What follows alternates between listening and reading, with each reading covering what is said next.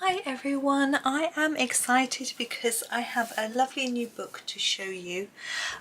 This is Nicola Lehmann, I'm not sure how to say the name, Mandalas with Beautiful Borders. This is volume 5 now. I have volume 4, which is really lovely, and I'm actually getting quite close to finishing it. And so my friend who sent me volume 4 has now sent me volume 5, so thank you Michelle, she sent me this, so that's very kind. And I thought I would share it with you, show you a flip through so you know what it's like, and maybe colour something. Well, I will colour something from it too. So firstly, this is an Amazon printed book. This is a USA printed one, so it's Amazon paper. Now I'm not, I do like thicker paper, but what you can do with these is just put some paper behind and it cushions it, and then that's fine. And because they're single-sided, it doesn't really matter that they don't that the pen will go through. So actually, even though thick paper is rather nice on a double-sided book, on a single-sided book I find thinner paper is absolutely fine. I have no problem with it. So here we go with our first page, and a little message from Nicola saying, welcome, this book is dedicated to you, my fellow artists and creators. Your colours inspire me and bring my designs to life with beauty and star happy colouring. So that's lovely. And then we just get straight into our book. So these designs, similar to her other books, you get your mandala in the middle, but you get a pretty border. It's often related to the mandala. So this one has this sort of this fleur-de-lis, which is a little bit like this one. So that's rather nice. And what I find is that these repeating patterns, you know, the same thing over, is rather meditative. It's I'm going to put that a little bit nearer the middle, come in a bit, there we go. You don't have to choose your colours so often. You don't have to shade if you don't want to, or do things like that. You can keep it quite plain and simple because they do lend themselves to more simple colouring.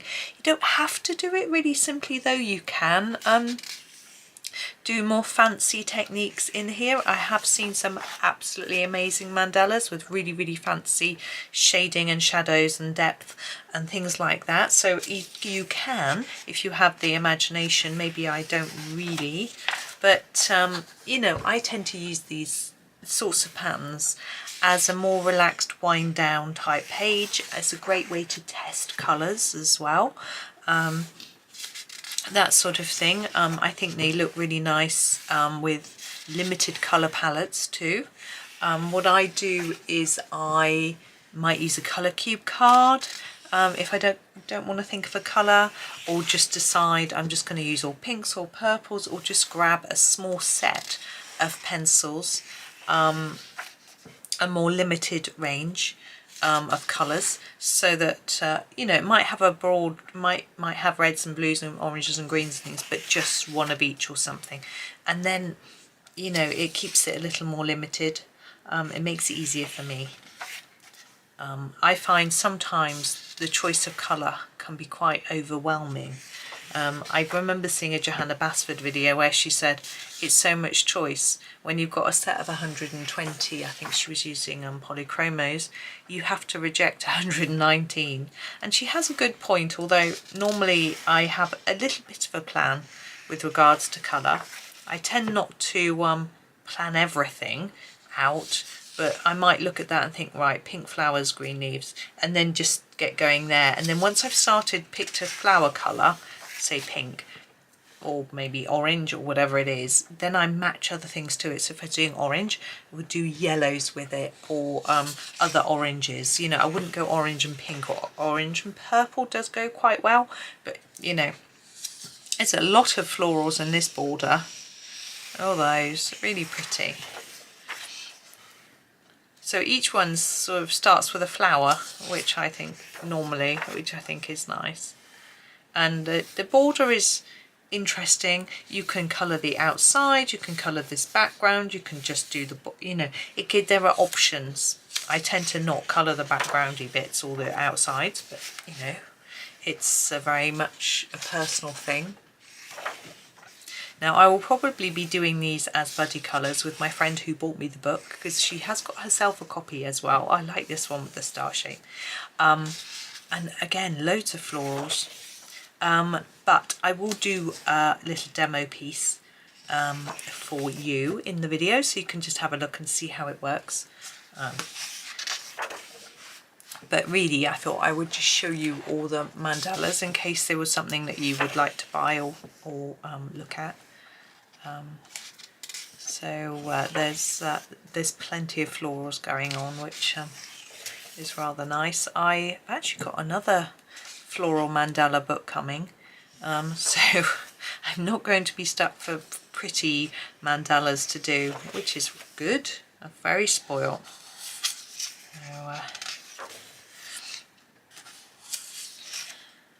So I find that although there's similarities, they're all different enough to keep me occupied. You know, sometimes mandala books, the mandalas are quite similar, and I get a bit like, oh, it's another one the same. But that isn't the case with these, I don't think. Although there's obviously a similarity in style, but I find that's useful as well, because that brings a bit of a familiarity, which makes it a bit easier to colour in a way, because you know what to expect. You know, you get these sort of circle designs and leaf designs and this sort of shapes, you know, but the flowers are different enough and the shapes are different enough, I think, to keep me occupied all the way through. I could probably sit and colour this whole book from cover to cover without doing any others in between and not get bored. But I've got so many beautiful books. Others will be calling me, so I won't. And oh, we've got our back cover. So she's got where you can get her other books from. Interesting, a COM and a CA, I think it's Canada, isn't it?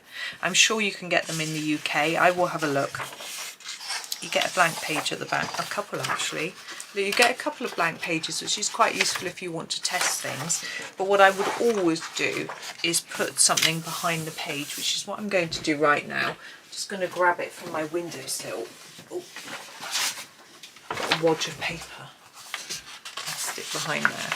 So stick something behind. It acts as a, you know, it's something to lean on, as well as protecting the page. And I'm going to find some pencils.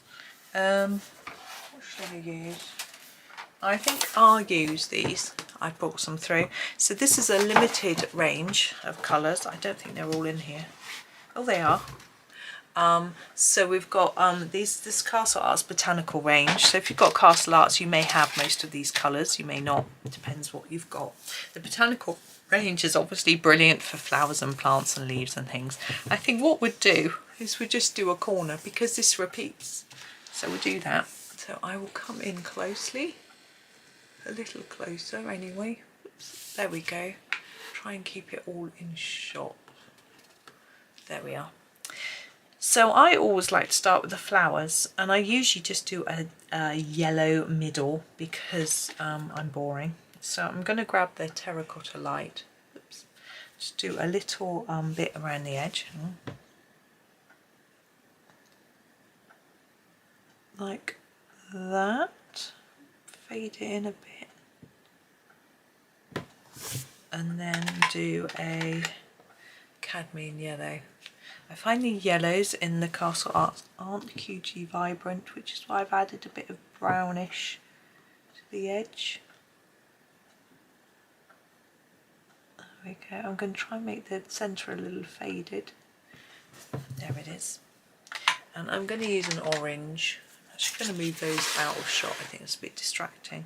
This is the Cadmium Orange, and I'm going to use this for the petals. So I'm just going to make it a little darker at the bottom. Oops, and lighter as we come up a petal. Now if you don't have Castle Arts pencils, then you can use any brand. I find that on the Amazon paper, it does vary, the paper, it's not always identical, it depends when your book was printed, it can vary a bit. A few warnings I would give you about it. It's quite toothy, so you can see quite a lot of white paper through. It's not a problem for me. You can use a blender or a burnisher to get over that problem anyway, but if you're using pens, be very careful. I have got a Caran d'Ache water brush for my watercolour painting, which I do very rarely, for my watercolour pencils to activate the watercolour. If I used it on a Amazon book, and because the paper was rough, my tip of my brush, it's a fibre tip Caran d'Ache brush, so it's a bit like a Copic marker tip. It's ruined the brush. So if you're going to be using markers or that particular water brush, most water brushes are actually brushes, so I think they would be okay. But if you're using like a fibre tip, then you might find that the paper wears it down at the end. And if you're using a expensive Caran d'Ache water brush, then you might not want to do that. Or if you're using, I'm going to finish with the golden yellow on the edges of the petals, or if you're using a Copic markers, you know, they're so expensive, you don't want to ruin the ends by using paper that is too rough. You know, it's got too much tooth. However, on the bright side, I've used Triplus pens, you know, water-based markers, felt tip pens as we call them here in the UK. They're absolutely fine. No problem with those at all. Let's do some green. This Oxide of Chrome, I always think this sort of olive greens go really well with orange. So I'm going to do that for the stems.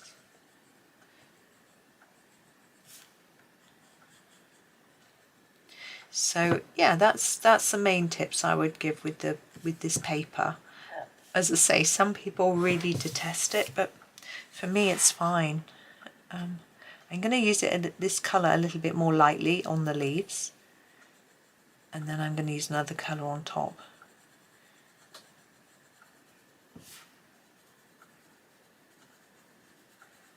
So you can see how it's going down. I have tried lots of pencils on the Amazon paper, and they're mainly fine. I find with a pastel pencil, with a rough paper, it's a little bit tricky because you have to really get a lot of colour down to get a saturated enough look to be able to see it. But you can still have a go. I can just make it a bit darker at the bottom, just not quite as dark as the stem. But yeah, that's it really. But you will find, of course, that alcohol markers will go right through the paper. But if you use something behind, I would advise a laminate rather than just paper, because alcohol markers can go through many pages. So use the laminate behind, and I'm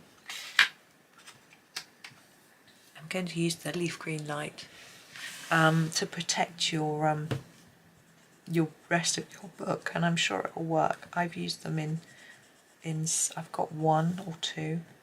I've used them in a couple of books, Amazon books, and yeah, fine. I haven't got many alcohol markers. It's not really my thing, but I got sent one for free, so I just tried it out. When you've just got one, it's a bit weird. But it was okay. I used it as sort of background and then coloured pencil on top of it, which I know some people like to do with their alcohol markers anyway. There we go. You see, I've had to do a lot of work to get any colour on because it's a paler colour. Okay, now what am I going to do for the rest of this? I am thinking this bit and this bit will be the same. But we've got, I'm going to grab my Sap Green, which is, I'm just going to sharpen it, which is a similar green, and do most of the other greenery with this. So here it is, Sap Green. So as I say, that bit's going to be like that bit. I'm not going to do that bit. I'm going to do these vines. So you can just see. I'm going to make them quite layered up because I don't want to do another colour. I just want them to be just this one colour.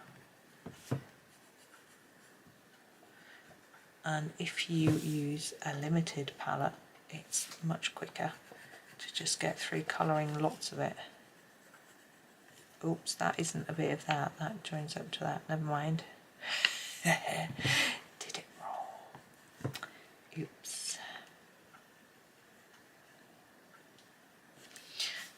Oh, there's another bit of vine there, isn't there? A bit here. Where else are we? Oh, we've got a bit here. See, I'm wondering if what that bit is.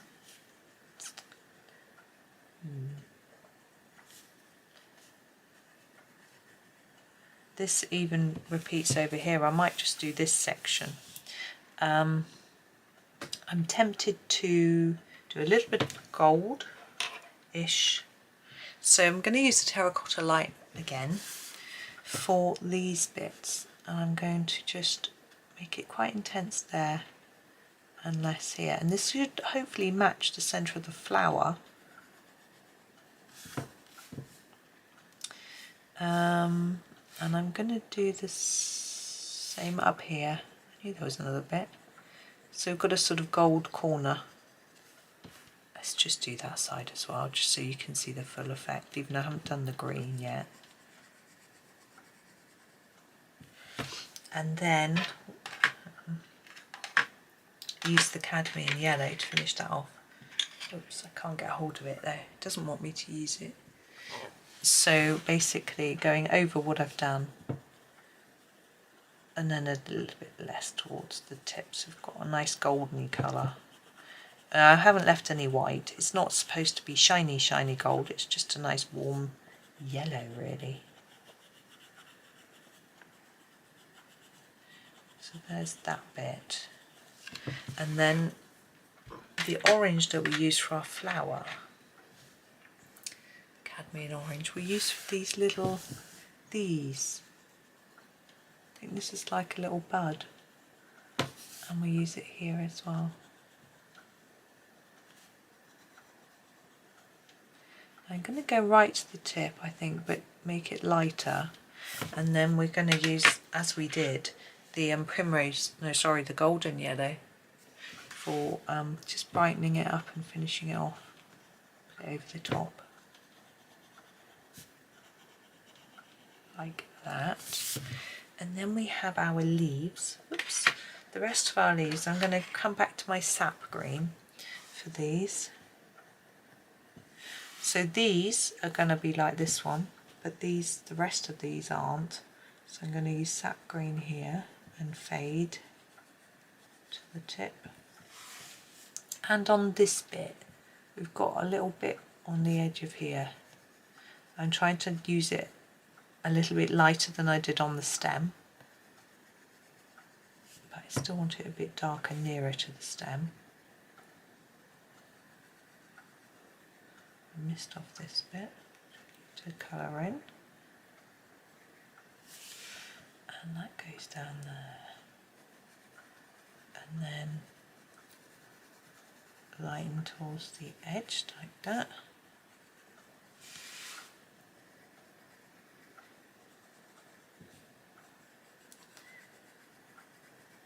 Towards the tip.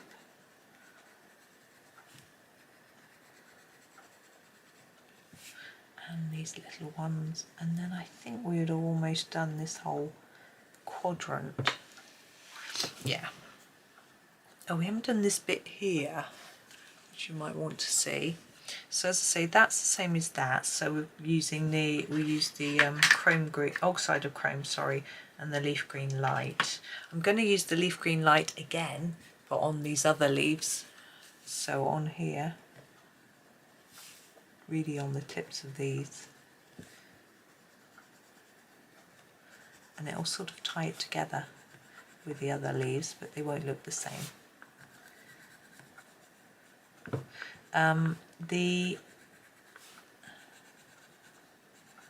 This bit, yeah, that's next. Sorry, I'm jumping ahead of myself. So I'm thinking these leafy bits in the middle, I'm going to do golden like that. And then that bit there is actually just the end of this vine, so it needs to be in sap green, that bit. being Sap Green. And so the other, this bit needs Oxide of Chrome. Very hard for you to see. Very poor light today. Wow, it's brilliant sunshine, which isn't good. Now how did I do this? I did them with this, didn't I? And then faded it. That's right. That's it. I'm feeling myself getting really relaxed as I colour this.